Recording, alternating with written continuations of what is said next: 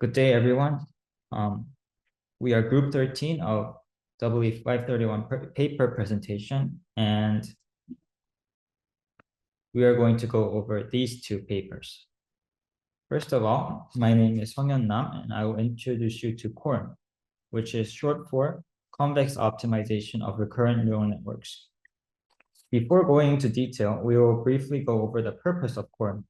In the field of neuroscience, understanding the relation between neurodynamics and computational function is fundamental and key to real-time intervention and manipulation of neuroscience. Recently, data-constrained recurrent neural networks, or DRNNs, are a promising way to extract computational principles from large datasets, due to it having advantages in giving insight of fully functional connectivity and being able to show the underlying computations of such functions. Then what are RNNs? RNNs are short for recurrent neural networks. And in RNN models, each unit is driven by other units, which has the relation given as this equation. And also, the other units send outputs to the same units. And due to this, test information of each neuron affects itself, giving it the term recurrent. Although, as mentioned, DRNNs show various advantages in neurodynamics modeling, DRNNs show weaknesses in training time and scalability. Therefore, the goals of CORN are to A, improve the training speed, and B, improve the scalability. Now, their approach is focused on, as you can see in the title, on convexing the optimization. First, the inference model of CORN is given as a leaky firing rate RNN, given as this equation 1. This type of model is widely used in neurodynamics modeling, achieving great results in numerous papers. Input vector is given as U, which are generally input signals, and R is the firing rate of each neuron. And the W matrices here are what we are going to train. Suitable estimators for such model is given as equation 2, which obtains the model in equation 1 recursively. Now, an easy and natural selection for the loss function would be a traditional L2 loss. However, due to the time recurrent definition of the estimator R, this minimization requires backpropagation in time, or BPTT, and this slows down the process significantly. Instead of using BPTT, we consider a different estimator D, defined like this, where R hat is teacher force to a true R when training RT plus 1. This enables the problem to be single step. However, for this case, the loss function is not convex and leads to counterintuitive global loss function. To convexify the loss function, they replace the L2 loss with cross entropy loss function, which is well known to be convex under this estimator. And for mathematical reasons, they weighted this cross entropy loss with CTI given as this equation. Finally, they regularized the loss function with a Frobenius norm of theta to get the final loss function as equation 6. Another novelty of CORNN or CORN is how they choose the initial point and how they update weights. They define the Hessian aligned prediction error rule, or HAP update rule, which exploits how we define CTI as this. This is defined like this to use the HAPE update rule.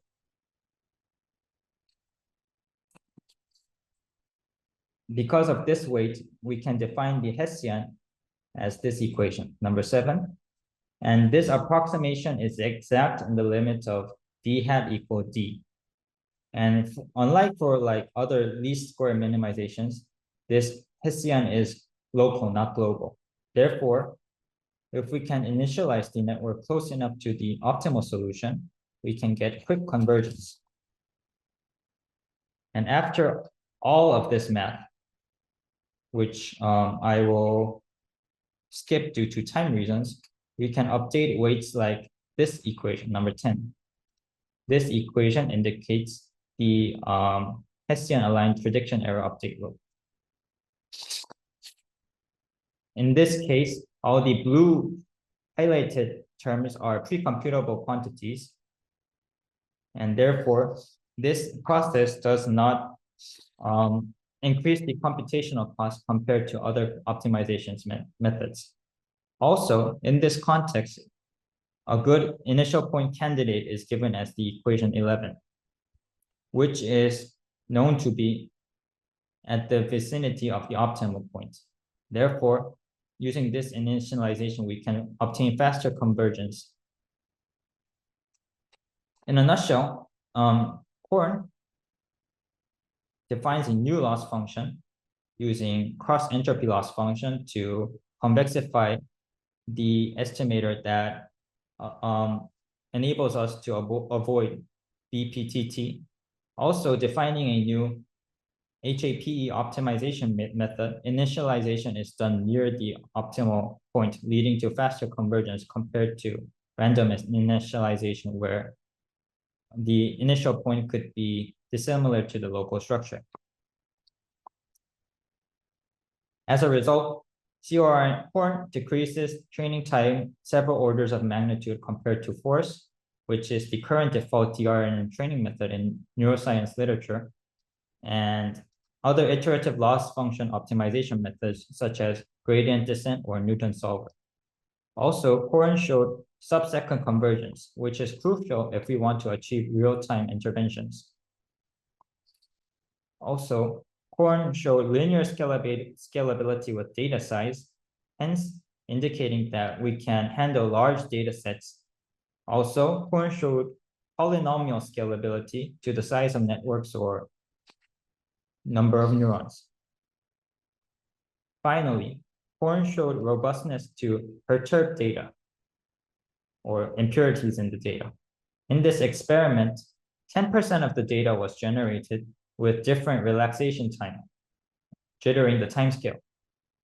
But Korn reproduced the network dynamics and output with high accuracy if you can compare these two figures. The network is similar and the target output is similar. However, as you can see in figures D and E, subconnectivity matrices are not well reproduced, implying that connectivity matrices account for behavior of network levels, behavior of networks at level of neurodynamics, not synaptic connections. Although this paper demonstrated Korn as an offline model, the optimal goal of this research team is to demonstrate online training and use this fast converging network to do real-time interpretation of neural signals and do real-time manipulation of brain dynamics. Thank you, and I will move on. We will move on to the next presentation. Hi, I'm Seung-Jun Oh, and I'm going to talk about human-guided pair classification for natural language processing. This paper was accepted on iClear 2023, and my talk will be organized as follows. So the main goal of this paper is generating data pairs for fair text classification. So it means that the author tried to build a toxicity classification for NLP. In detail, they contribute to generating expressive candidate pairs, which are semantically similar but different in sensitive attributes, and identifying candidate pairs that aligning with human fairness intuitions, and training downstream machine learning models to be fairness aware. Let's move on to some preliminaries. And in here, this paper was categorized as active learning paper, but actually it is mainly focused on fairness. So fairness means that engineering machine learning models provide equitable predictions across all demographic groups. It means that ML models should provide and achieve similar accuracy regardless of demographic groups to build safe and responsive AI systems. In this paper, the author covers individual fairness and counterfactual fairness. Individual fairness means that similar inputs should be treated similarly by ML systems. For example, like two students with identical grades and test scores should be equally likely to gain admission and equally to be treated. So this kind of individual fairness is relying on how to define the similarity functions. In counterfactual fairness means that how would the prediction change if the sensitive attribute changed? So it tries to build some machine learning model to be counterfactually fair. So combining with these two concepts, the author tried to find the fair candidate sensitive pairs to make the downstream model fairness aware. In this kind of text classification, there were research about word replacement method. In this method, you got a sentence S and some curated word list AJ for demographic group J, and its counterfactual word list AJ prime. So literally, word replacement means that replacing each word in sentence S that belongs to AJ by a word from AJ prime. So as you can see in the below example, the word replacement method replaced the word Muslim to Christian and make some modification to this sentence. The author used active learning algorithm to reduce the labeling cost. As we learned in our course lecture, active learning means that scoring strategically the most informative on label samples. So in here, you have to select the best examples to label next in order to improve our model the most and reduce the labeling cost. And iteratively repeat this process until we find the appropriate select subset of training data. This is the overall architecture of this paper, and it is composed with three main components. First one is generating sentence pairs using word replacement. And second one is that using that word replacement pairs, expand that pairs using style transfer and GPT-3. And finally, identifying pairs that coincident with human intuition. Let's look deep inside about the expanding fairness constraint. First, it uses word replacement, and as you saw in the previous slide, it's just replaced the word about demographic groups. So using that word replacement, author can expand training dataset D to word replacement pair CW. And in here, the author used two kinds of curated word lists. First one is WR50 and WR. And the author expand the word replacement pair using unsupervised style transfer. First, they train the classifier to predict certain sentence contains the demographic group, and they train the generator to modify sentence S that mention group J to instead mentioning group J prime. So as you can see in the below table, you can modify original comment to the modified comment using style transfer. Also, in addition, they use GPT-3 to make some various modifications. So they use three kinds of prompt, and they use GPT-3's edit mode. And as you can see in the final table, the GPT-3 generates some more various sentences than other methods like word replacement and style transfer. And then learning the similarity functions. In here, the author tried to learn the similarity between the fairness constraint and the human fairness intuitions. In here, the author evaluated the alignment between fairness constraint and human intuitions via crowdsourcing. In crowdsourcing, the workers are presented as the question whether the pair should be treated similarly or not. And by using this, they can remove asymmetric counterfactuals or not meaningful modifications. In here, the crowdsourcing labeling cost is expensive, so they do some method like training model to predict the remaining pairs toxicity and apply active learning algorithm with least confidence to reduce the labeling cost. And then they training a fair classifier. So by using counterfactual logic pairing regularizers, ensures CLP regularizer, they can train the downstream classifier to be fairness aware. They add some CLP regularizers term to training loss, and it makes encourage the model to be robust to sensitive attributes. And they did some thorough experiments about this whole architecture, like generated fairness constraints, similarity functions, and active learning or crowd workers. Instead of they used jigsaw stable common data set and they measure individual fairness by calculating proportion of pairs, proportion of similar pairs. And first, they did experiment about coverage of generate fairness constraints. They trained 4 different toxicity classifiers using different constraint set. Like, for example, WR50 and WR was generated by word replacement method, and SR is generated by style transfer method and full constraint set. They compare this kind of classifier and issue in the below table. As you can see in the below table, the style transfer set and full constraint set are showing the better performance than other sets. And it also generalized well to the other evaluation sets.